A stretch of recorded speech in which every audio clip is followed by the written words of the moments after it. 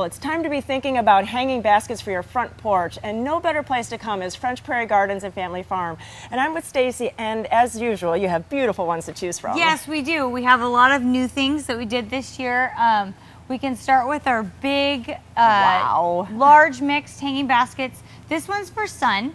And essentially all sun means is that it needs morning sun, afternoon sun, or full sun.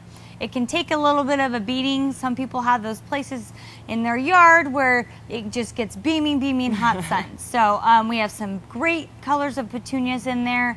And instead of the typical bacopa, which just fills and goes towards the bottom, we put some lobelia in there, which is great because it fills in more like a circle. So then it'll fill the bottom and make it nice and full versus a little bit of a sparser look of the bacopa. And I love that it has that blue peeking through, and that's really a nice contrast with the petunias and the pinks and the magentas. Yeah, and it'll make it nice and full, and it'll just stay full throughout the summer. Ah, that is beautiful. And then what about this one, and what is sticking up right there? That is actually a Juga, and what's great about it is it's a perennial, and it can withstand sun too. This is our sun small mix.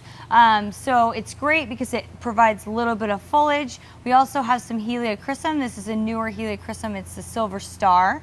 And then we tried a wild plum petunia in there, and then an apricot million bell, which is great because it just ties it all together and gives that little punch. Yeah, it does. And again, it's that contrast of colors, not all monotone, so you really get a nice selection of color there. Yeah, and I think that's what people realize about their houses is that they need a little bit of pop of color, and especially when you're looking at the tones of what color your house is, it's smart to think about what colors you want in your baskets too. Definitely.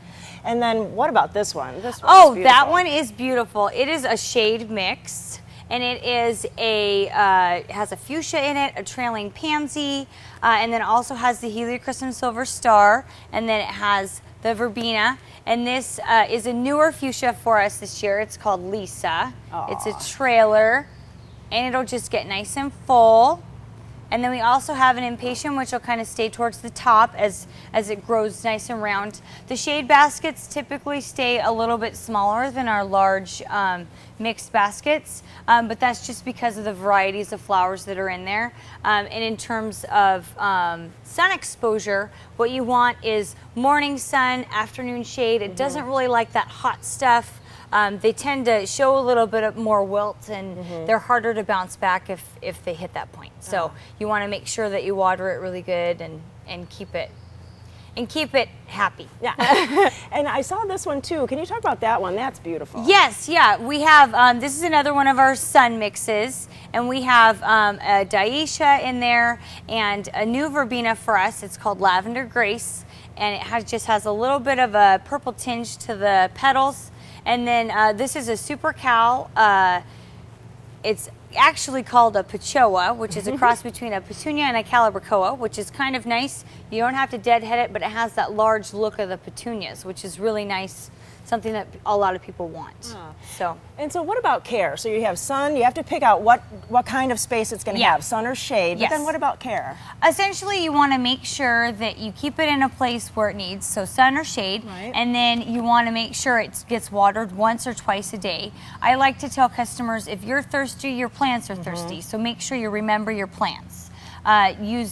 Use morning or afternoon, evening watering, and then also use some fertilizer. We like the Jack's Classic.